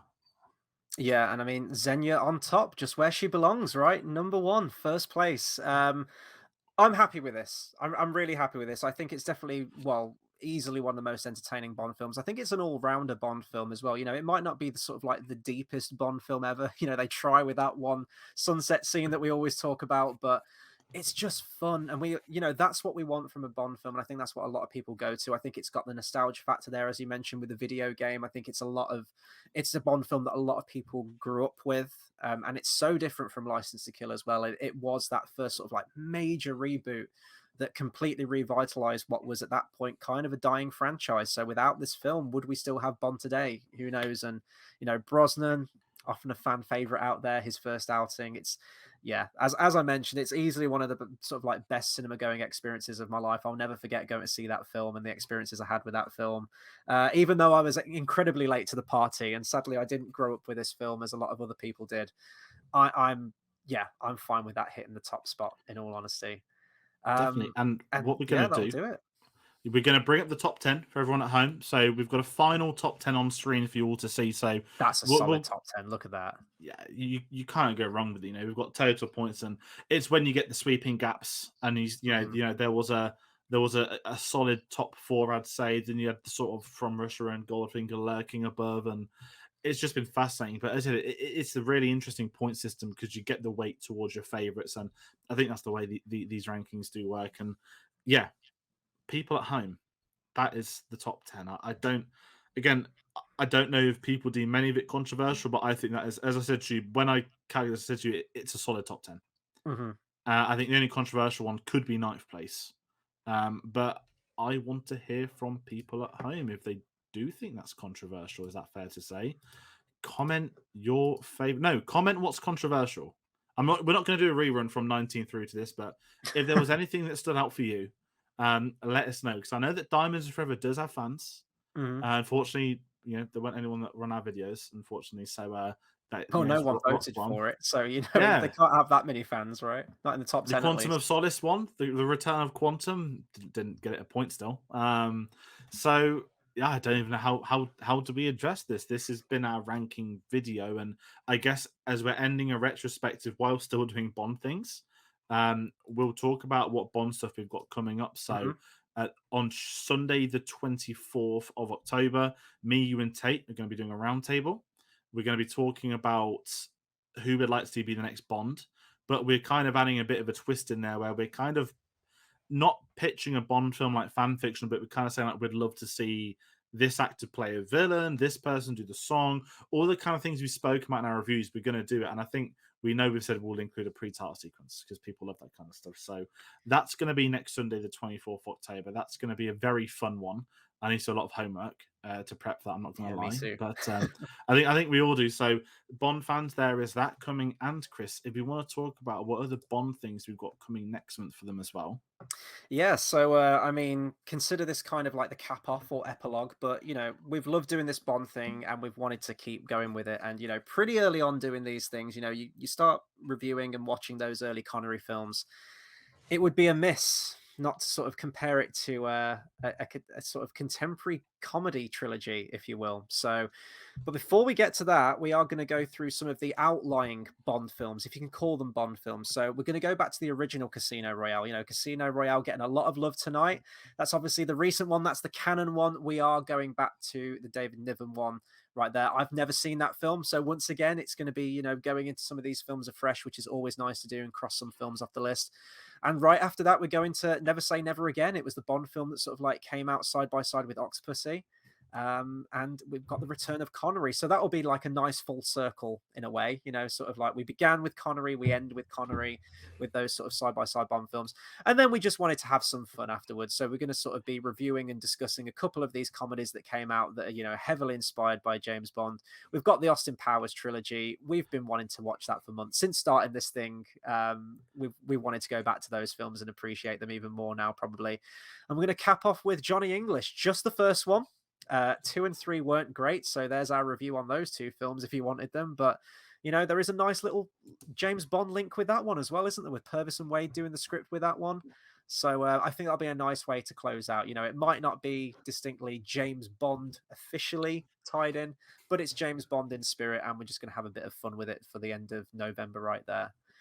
Yeah, so that will kind of do it for our ranking video. I just want to say a massive thank you to all of our collaborators as well that have jumped on. We can't thank you enough. We've been really humbled by this, actually. You know, we started this just me and you, and we wanted to get people on, but we didn't think we'd sort of, be welcomed almost into this community as we have, and getting to meet all of you people. We've got James Bond A to Z podcast, Really 007, Spy Hard's podcast, Shayla, Calvin Dyson as well. It was great to get everyone on and talk Bond.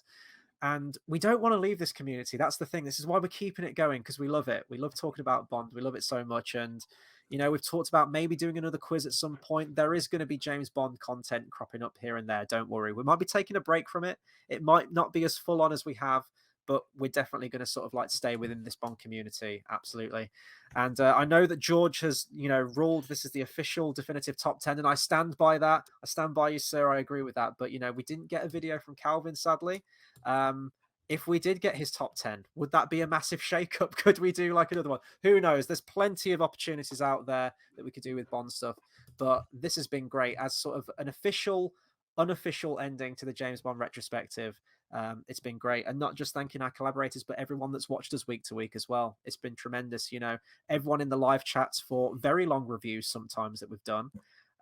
We hit a benchmark where I think it was it Living Daylights, where we almost hit 3 hours, and then we completely blew that out of the water when we did No Time to Die. So, and people stuck around for it. So thank you to each and every one of you that's either watched us for all of them or a few of them.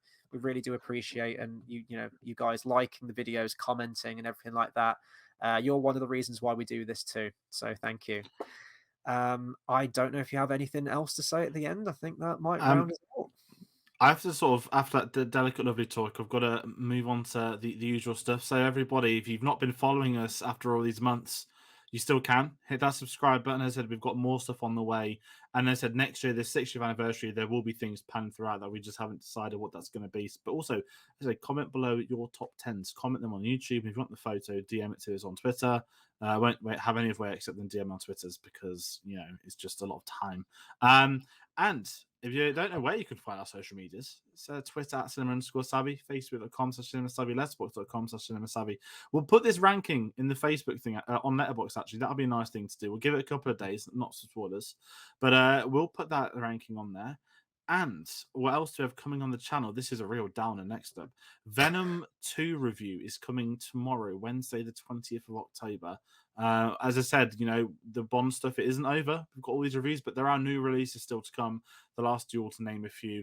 And we've also had the London Film Festival coverage, which me and Tate have been jumping on for. That finished on Sunday the 17th, but there may still be videos coming out.